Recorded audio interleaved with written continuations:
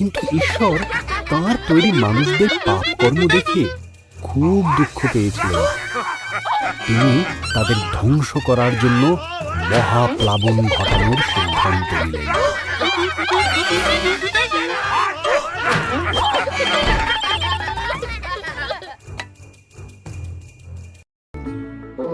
যিনি বাকি লোকেদের মতো ছিলেন না, নোহ ঈশ্বরকে ভালোবাসতেন এবং তাঁর বাধ্য ছিলেন।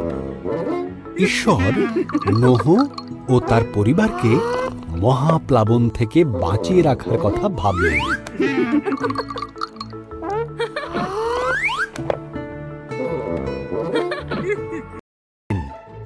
তিনি নোহকে একটি বিশাল বড় জাহাজ তৈরি করতে বললেন, যার নিচু ছাদ থাকবে, 3টি তলা, 1টি জানালা ও 1টি দরজা থাকবে।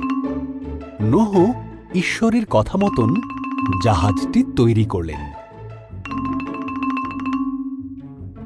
প্রত্যেক ধরনের পশুর থেকে জোড়ায় জোড়ায় পশু সংগ্রহ করতে, 1টি করে পুরুষ, 1টি করে স্ত্রী।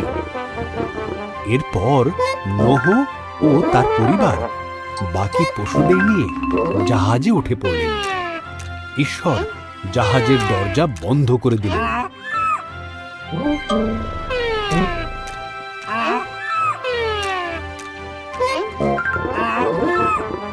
ধরে অবিরাম বৃষ্টি হয়েছিল।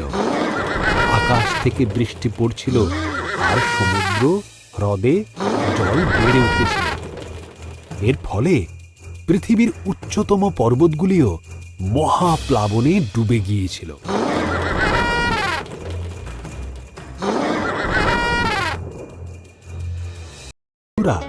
জাহাজে নিরাপদে ছিল এবং তাদের জাহাজ মহাপ্লাবনে ভাসছিল।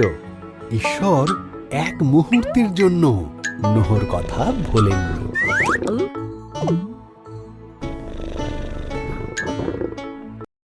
জলের স্তর নেমে গেল। জাহাজটি আরারত পর্বতে থেমে গেল। নোহ একটি ঘুঘু পাখিকে বাইরে ছেড়ে দিলেন। যখন পাখিটি আর ফিরল না, তখন তিনি বুঝতে পারলেন পাখিটি এখন নিরাপদে আছে।